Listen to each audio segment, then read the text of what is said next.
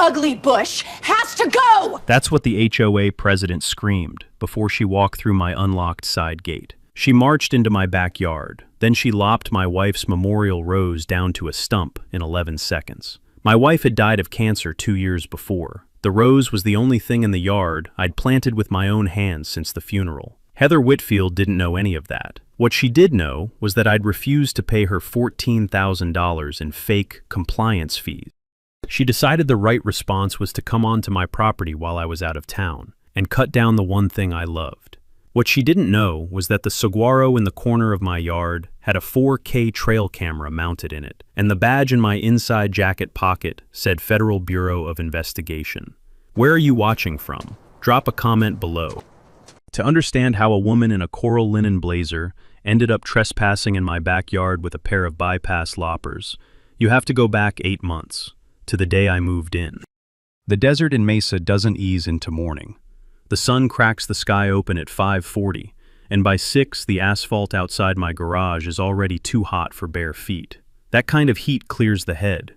I needed a cleared head when we moved here, because for the year before that, my head had been a war zone. My wife Hannah died on a Tuesday in February, 2 years before this story starts. Ovarian cancer. We had 11 months from diagnosis to the funeral. Afterward, I sat in the chapel parking lot for over an hour. My daughter asked me a question in a voice that wasn't quite hers anymore. Are we still a family now? You don't recover from that question. You just learn to answer it with your behavior. So I asked for a quieter assignment. Public corruption and financial crimes, Phoenix Field Office. My boss handed me a folder thick enough to break a wrist. He said, 8 months, move in. Don't blow your cover. Bring me the whole board. The folder was about Cottonwood Hollow Estates. 312 homes tucked behind a wrought iron gate at the eastern edge of Mesa. A saguaro logo on the entry sign. A community pool that looked like it belonged to a hotel. The HOA had been raking in dues from every owner for 9 years. 90% of the assessment money was pouring out the back end into shell companies. Somebody up top was eating. I was sent in to find out who. Ellie thought we were moving for the swimming pool. I let her think that. The first time I met Heather Whitfield, I was unloading boxes from the back of my pickup. She rolled up in a pearl-white Tahoe and lowered the window. The smile she gave me didn't move past her mouth. You must be Caleb, she said, like she was already disappointed. I'm the president of the association. Friendly reminder, your front yard needs to be in compliance within 10 business days. We pride ourselves on harmony here. Harmony. That was the word she used. By the end of the first week, I had a violation taped to my door for a doormat that said welcome. Apparently the font wasn't on the approved list. By the end of the second week, I had a notice for an American flag that exceeded the decorative envelope. By the end of the third week, I had a notice for letting Ellie chalk a hopscotch grid on my own driveway. I read each one. I filed each one. I never argued back. A few times Ellie caught me writing on a yellow legal pad at the kitchen table. She asked what I was doing. I told her I was making a list of things to remember. She thought it was a grocery list. It was a timeline. Every notice, every signature, every postmark. Heather drove past my house twice a day in that pearl Tahoe. Sometimes she stopped at the curb to take pictures of nothing. Sometimes she just stared at the front window. She wanted me to wave and apologize and grovel like the rest of the men on the block. She wanted me to either fold or explode, because either reaction would prove she still ran this place. I did neither. I poured my coffee. I drove my daughter to school. I read every violation letter twice. I underlined every date. I put them all in the binder I kept under the bed. The thing about Karens with badges is that they only know 2 kinds of men, the ones who beg and the ones who break. She was about to learn there was a third kind. The first time I saw the compliance officers, I almost laughed. Almost. It was a Saturday in late August, triple digits at the pool. Ellie was floating on a pink unicorn ring, kicking water in slow circles, the way she did when she didn't want to come out. 2 men were walking down the pool deck in matching black uniforms, black tactical pants, black polos, gold star badges on the chest. From a distance, the badges looked like Maricopa County Sheriff stars. From 10 feet away, they still looked like Maricopa County Sheriff stars. From 3 feet away, you could read the tiny letters along the bottom edge. Cottonwood Hollow Compliance. A private security uniform with a star-shaped metal badge is illegal in Arizona under state code, but only if you know what you're looking for.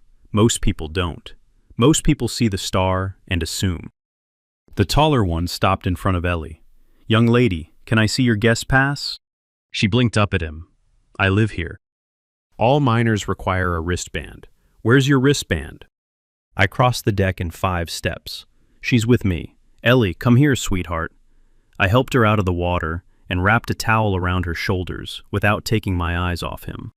His name tag said Hollander. He had a gut and a thin red mustache.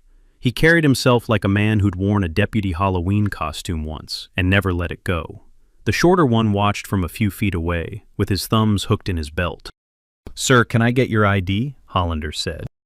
"You're not allowed to ask me for ID," I said. "You're not law enforcement. I'm acting under authority of the Cottonwood Hollow Homeowners Association." "That's not authority. That's a job title." His jaw moved. The shorter one took a half step forward. From across the pool, an older couple stared at us over the rims of their sunglasses and pretended not to. I felt Ellie's hand tighten around my finger. I felt the heat radiating off the concrete deck through the soles of my sandals. I felt the camera on the pool house roof clicking through frames in a slow, useless loop. There would be no footage of this incident. The HOA controlled that camera. I smiled at Hollander. "If you need to file a report, sir, mail it. We're done here." I turned my back on him and walked Ellie to the gate. She waited until we were halfway across the parking lot before she asked, "Daddy, did I do something wrong?" I knelt down in the hot gravel and looked her in the eye.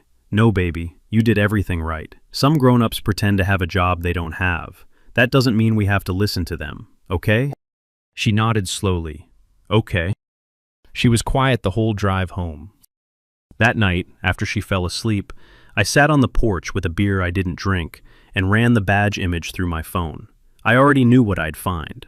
The compliance officer star was a custom order from a uniform supply company in Phoenix, $240 apiece.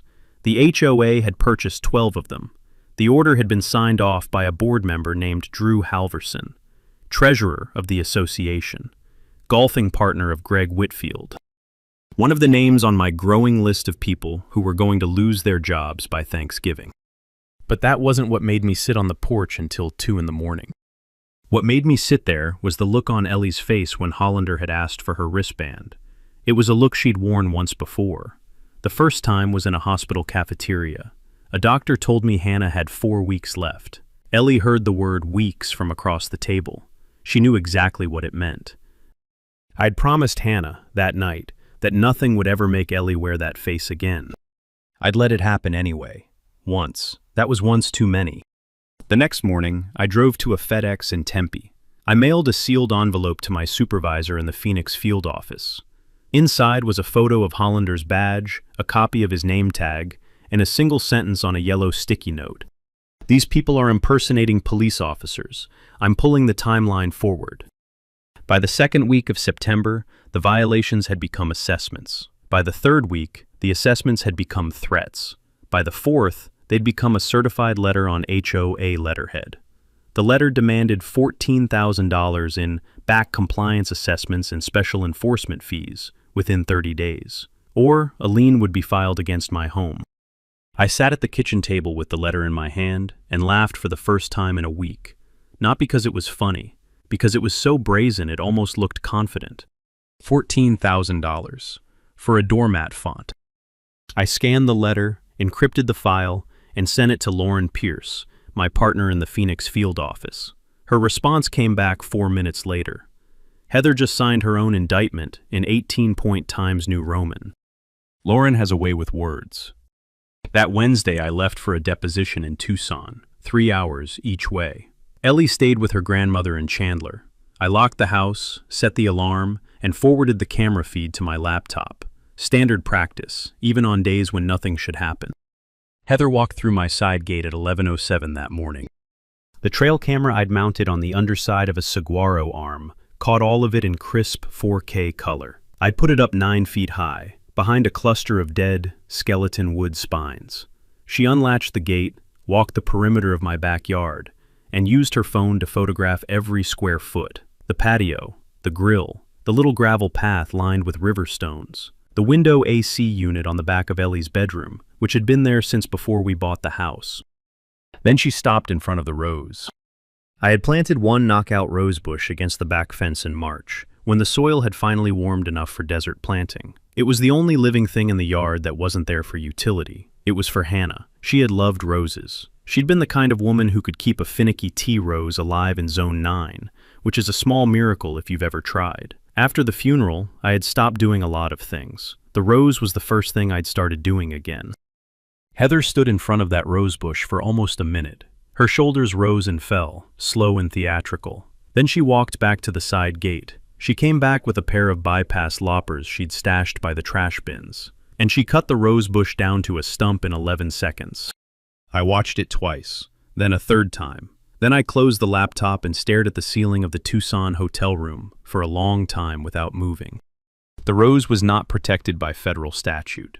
The rose was not on the list of evidence in the case I was building. The rose was a small, private, stupid thing. But the trail camera also caught her entering my property without permission. Arizona criminal trespass 3rd degree under section 13-1502, misdemeanor. Combined with the breaking down of a privacy gate, you could push it to 2nd degree, depending on a judge's mood. Combined with the lopping of property, you started looking at criminal damage. And the trail camera also caught her kicking over a clay pot on the way out. A clay pot Ellie had painted at summer camp. With that on the tape, you started looking at a sentencing report that wouldn't be kind. The clay pot had said home on it in 8-year-old purple letters. The shards lay in the gravel like teeth. I drove home Thursday night. I did not tell Ellie about the rose. I told her the wind had broken her pot. She believed me because she was 8 and still trusted me to know what wind could do. After she fell asleep, I went out into the yard with a flashlight, gathered every shard, and set them on the kitchen counter. I taped a label to the counter that said, Exhibit 14C, and added the photo of the broken pot to the binder. Then I sat on the porch and waited for sunrise. The thing about sitting on a porch at 3 a.m. in the desert is the silence. It's so complete you can hear your own pulse in your ears. I listened to mine for an hour.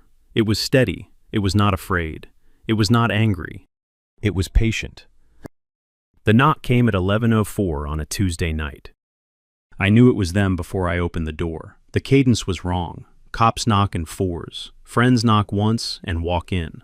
This knock was theatrical. 3 slow thumps, then silence, then a louder bang, like someone trying to perform an arrest in a community theater production. Ellie was already asleep. I closed her bedroom door. I set my phone to record audio. I clipped my body cam to my shirt pocket, the personal one, not the issued one. Then I opened the front door 6 inches and waited. Hollander stood on the porch with 3 others. 2 I'd seen before. The 4th was new, younger, thinner, eyes that didn't sit still. Behind them at the curb was the SUV with the light bar, red and blue, slowly flashing, in the kind of pattern that only law enforcement vehicles are legally allowed to use. Mr. Brooks, Hollander said, we're here under HOA Safety Inspection Authority. We need to enter the premises.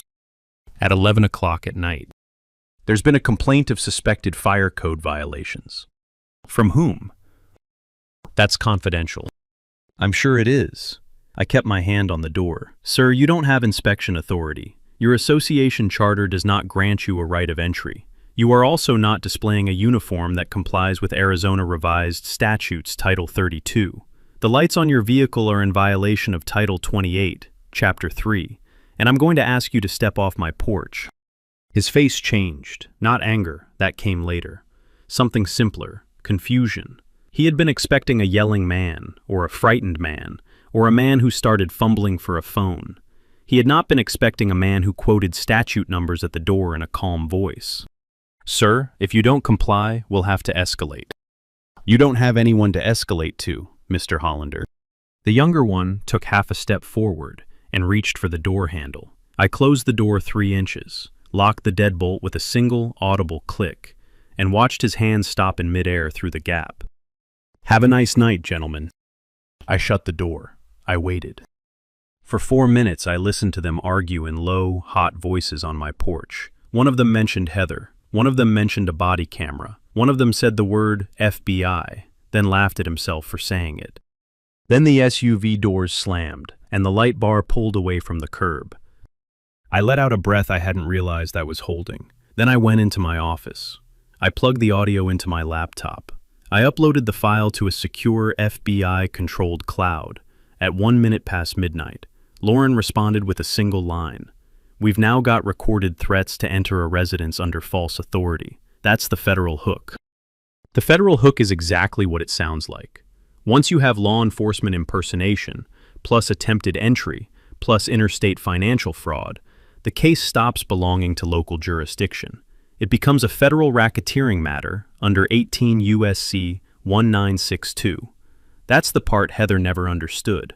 She thought she was running a homeowners association. She was running a criminal enterprise. The next morning I checked the HOA's community portal, the little intranet site where Heather posted neighborhood updates. There was a new post. It had gone up at 12:45 a.m., 40 minutes after the SUV pulled away.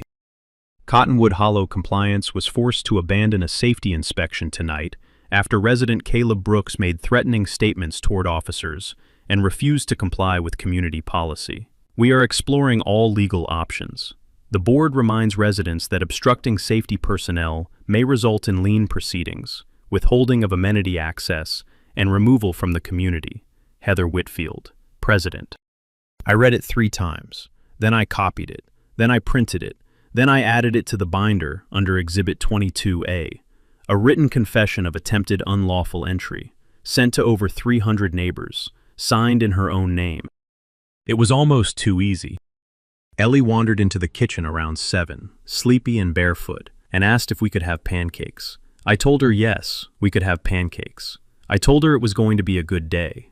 I told her she did not have to worry about anything. I made the pancakes. I poured the syrup. I smiled across the table.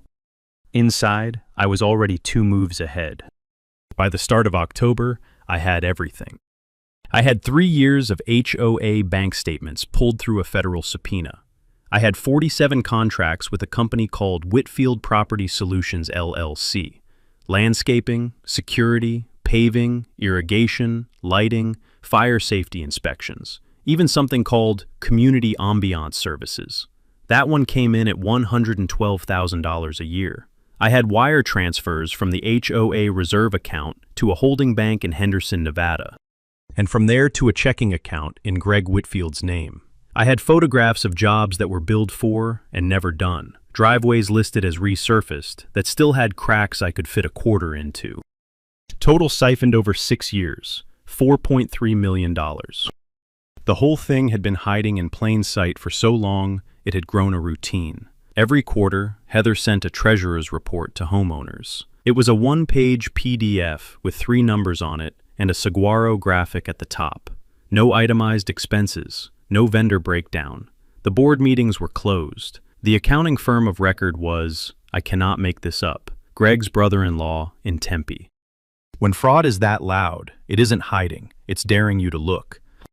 The compliance officers were the third leg of the scheme. The HOA paid Whitfield Property Solutions $9,600 a month for security services. Whitfield Property Solutions paid Hollander and his crew a fraction of that in cash. The badges, the uniforms, the SUVs, all written off as operations expenses against funds that came from homeowner dues. Every fine the compliance officers wrote was funneled back to the HOA's enforcement account, which then transferred by quarterly auto pull to the same Whitfield LLC. Money in, money out, money home, like a fountain that only flowed one way. Most fraud cases get cracked because of a single audit slip. This one was going to crack because of a woman who couldn't help herself. Heather wasn't just stealing, she was performing. She'd built a kingdom on stolen dues and decided she also wanted to be feared. That's the mistake. The smart criminals quietly enjoy the money and never make enemies. Heather made an enemy of every man in the neighborhood she couldn't dominate. And in late August, she'd accidentally made an enemy of one specific man she should have looked up before she started. She had no idea who I was. To Heather Whitfield, I was Caleb Brooks, single father, mid-sized SUV, faded Phoenix Suns hat, vague white-collar job, 3 boxes of moving supplies still in the garage. I had filled out my HOA registration with the most boring profession I could think of, compliance auditor, mid-sized firm. She had looked at that line and decided I was a paper pusher she could roll. She didn't know my actual employer was the United States Department of Justice. She didn't know my actual title was special agent. She didn't know my actual specialty was HOA financial fraud. She didn't know the office I worked in had been waiting 9 months for me to bring her in. She didn't know about the binder under my bed, 86 labeled exhibits, 3 sworn affidavits from former board members, a draft indictment that needed only a signature from the United States Attorney for the District of Arizona. She didn't know any of it. She thought she was the apex predator of Cottonwood Hollow Estates. She had no idea she was the prey. That night, after Ellie was asleep, I called Patricia Hargrove at home. She picked up on the second ring. "Caleb, it's time." There was a long silence on the line. Then she said, "Walk me through how you want this to land." I walked her through it. It was a quiet, 10-minute conversation. By the end of it, we had a date. We had a location. We had a plan. Either it would crash and burn, or it would close one of the largest residential fraud cases in the District of Arizona in less than 3 weeks. Patricia hung up. I sat in the dark of my kitchen and let myself smile for the first time in a long, long time. The plan was simple in shape and intricate in execution. We needed Heather to escalate publicly and on the record. We needed her to order a fake arrest in front of witnesses and cameras. We needed her to do it with enough confidence that no reasonable person could claim she didn't know what she was doing. And we needed it to happen at a place where federal agents could be staged within a 60-second response window. The annual Cottonwood Hollow Fall Block Party was scheduled for the second Saturday in October. Heather had been planning it for 4 months. White tents, catered carnitas, a photographer hired to take community moments, 200 residents expected, local news invited under the pretense of a community service spotlight. It was, in every way, the perfect stage. She had built the gallows herself. The first piece of the plan was the bait. Lauren and I drafted a series of small, controlled provocations designed to make Heather feel like her authority was slipping. We sent a polite letter from a made-up neighbor at a real address, requesting an itemized breakdown of HOA expenses. We had 2 more homeowners, both quiet allies, both unhappy with the board for years, file written complaints with the Arizona Department of Real Estate. We made sure the HOA portal got a calm, polite, anonymous post asking why the security force wore badges that resembled sheriff stars. By the end of week 1, Heather had snapped at the snack bar attendant in the country club. By week 2, she was yelling at her husband on the pickleball court. By week 3, she had sent out 3 certified letters threatening lien proceedings against 3 different homeowners, including me, over invented offenses. We had 3 days until the block party.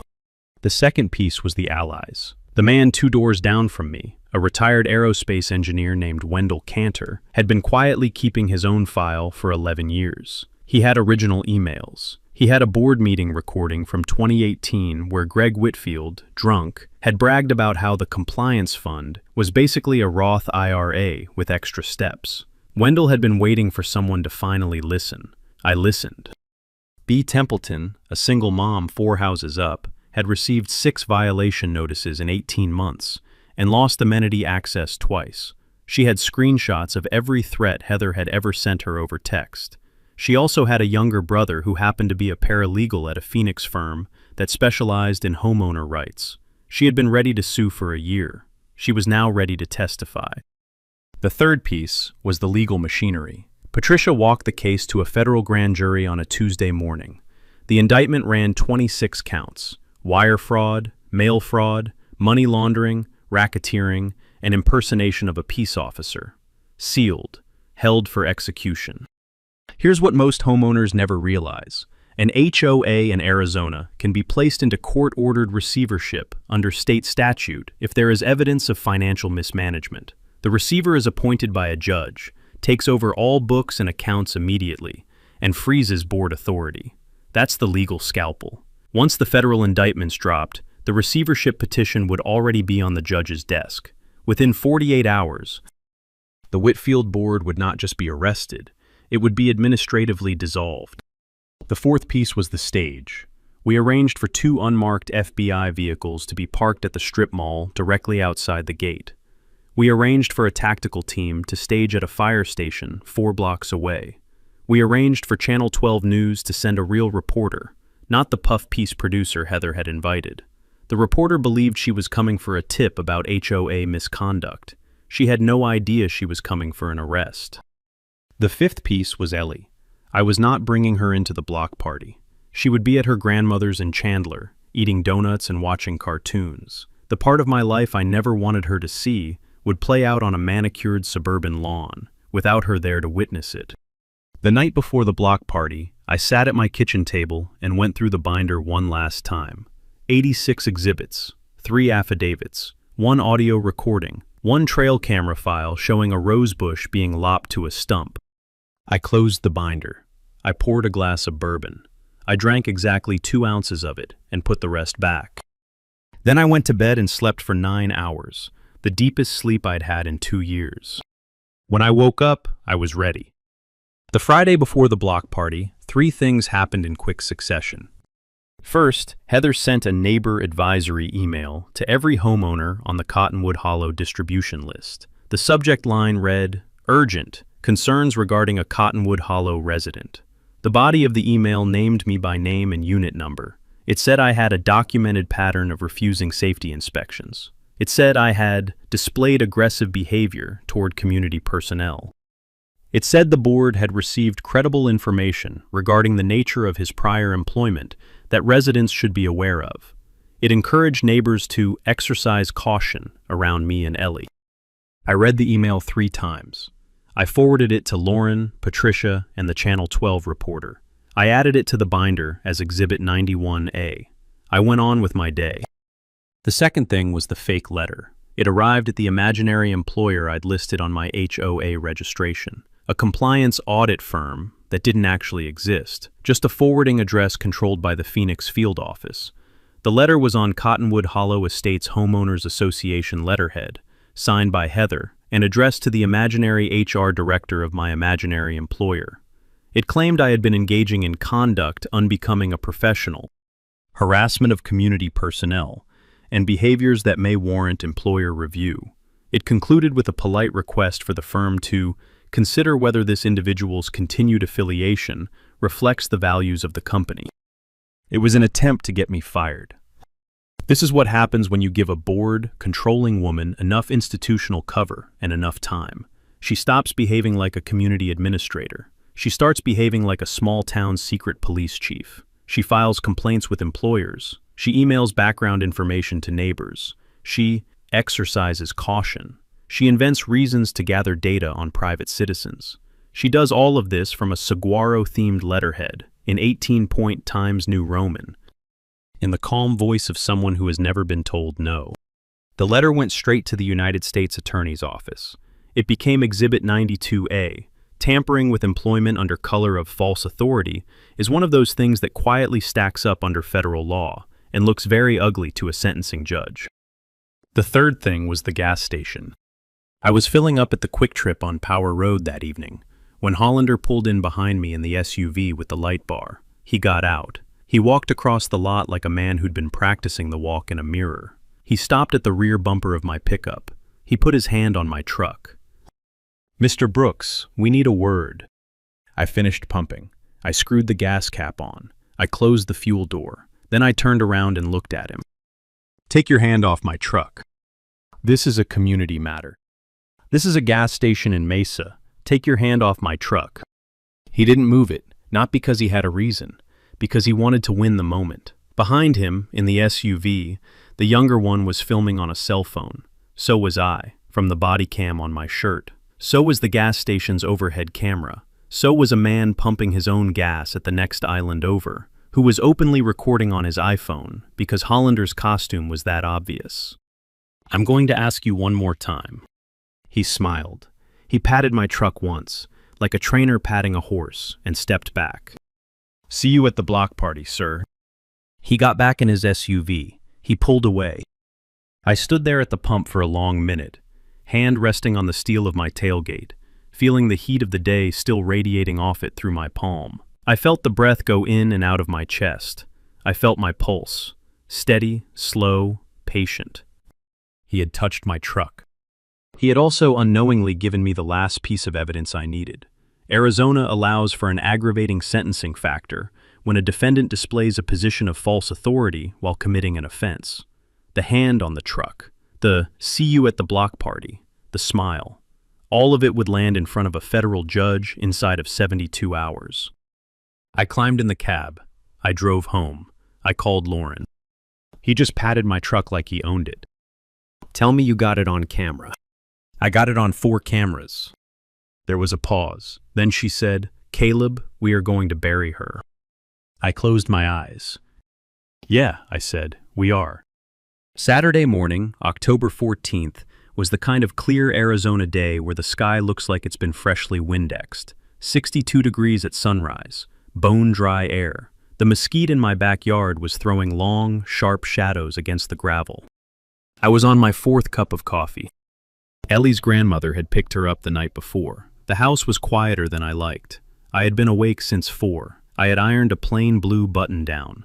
I had laid the binder on the counter, the body cam in my shirt pocket, the badge in the inside pocket of my jacket, where it had been for 9 months. At 7:47, the SUV pulled up to the curb. I watched it from the kitchen window. Hollander stepped out, so did 3 others. They walked up my driveway in a tactical formation that did not belong to any law enforcement training academy in the United States.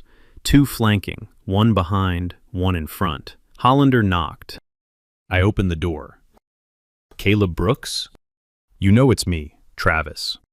You're under arrest for failure to comply with Community Ordinance 414, harassment of community personnel, and obstruction of HOA enforcement authority. Those are not crimes. You're going to come with us peacefully." He held up handcuffs, real handcuffs, but his hand wasn't steady when he raised them. The younger one shifted his weight.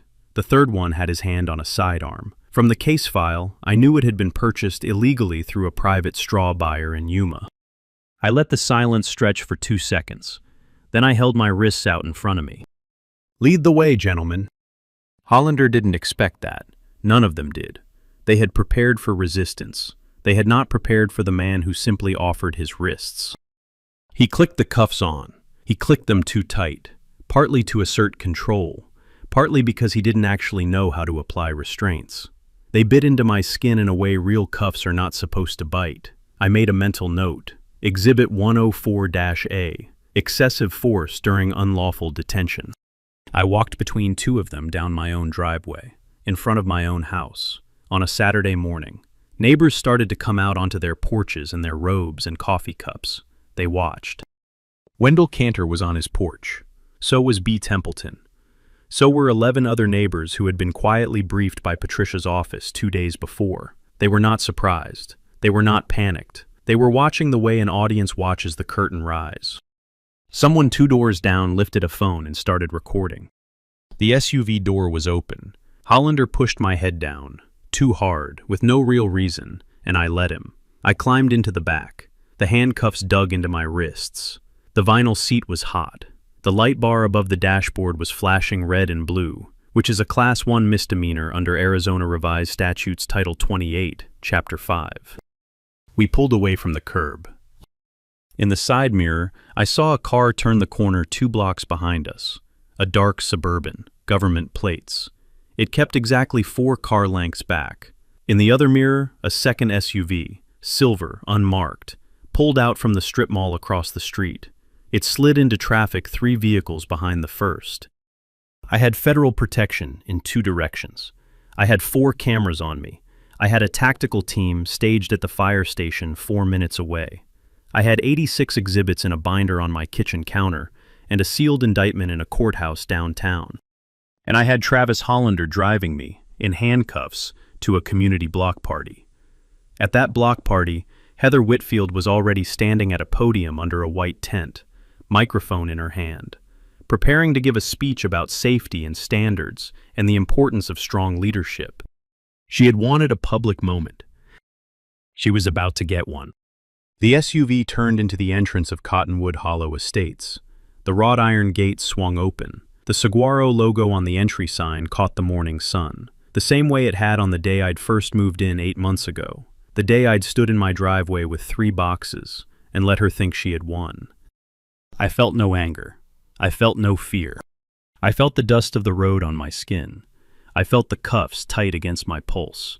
And I felt the slow, careful satisfaction of a man whose patience has finally arrived at its destination. The block party was in full swing. White tents stretched along the closed-off section of Mesquite Way. Strings of fairy lights crisscrossed between palm trees that were nowhere close to needing fairy lights. A catered taco station was sending up the smell of slow-cooked carnitas and grilled lime. Maybe 200 residents milled around with paper plates and plastic cups of sangria. At the center of the largest tent, on a small raised platform draped in maroon HOA banners, Heather Whitfield stood at a microphone. Coral linen blazer and white slacks, golden retriever blonde, freshly highlighted. Every inch the queen of her own Pinterest board. Then the SUV pulled up to the curb. Hollander opened the door and pulled me out by the arm, handcuffed. In front of 200 people, the entire block party went quiet in a single beautiful second. Heather's eyes went wide, then narrow, then triumphant. "Bring him here," she said into the microphone. A path opened in the crowd like a Red Sea joke I won't tell. Hollander walked me up the center of it. Children stopped chasing each other. Phones came out. The Channel 12 reporter, pretty, sharp, mid-30s, already chewing gum at twice her usual speed, moved closer with her cameraman. Hollander pushed me up onto the small platform. I stood there in front of 200 neighbors, in handcuffs, the body cam clipped to my collar, the badge still in my inside jacket pocket, and Heather Whitfield's microphone 6 feet from my face. She tapped the mic.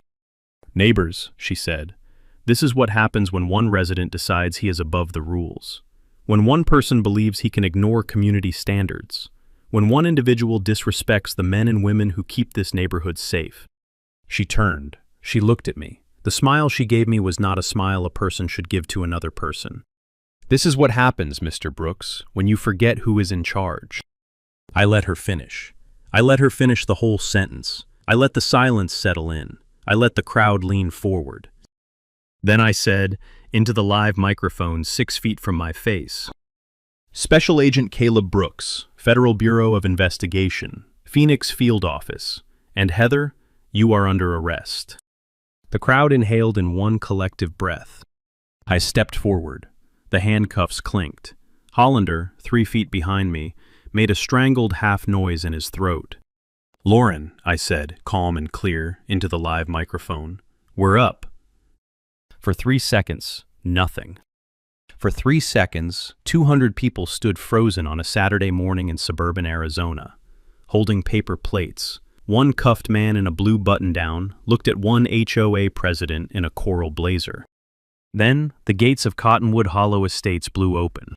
3 black SUVs came in fast and low from the entrance. 2 more came in from the side service road. A 6th came from the rear gate. I hadn't even known that gate existed, but Lauren had. Tires bit gravel. Doors slammed. Federal agents in dark blue vests with bright yellow letters on the back jogged through the tents. They moved in the kind of disciplined formation that real law enforcement actually uses.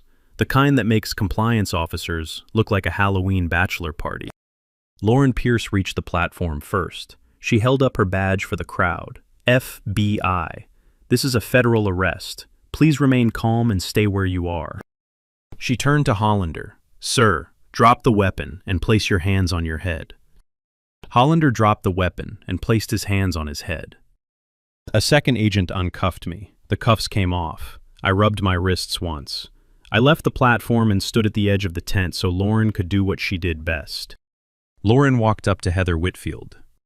"Heather Diane Whitfield," she said, "you are under arrest for wire fraud, mail fraud, money laundering, conspiracy to commit racketeering, and impersonation of a peace officer. You have the right to remain silent."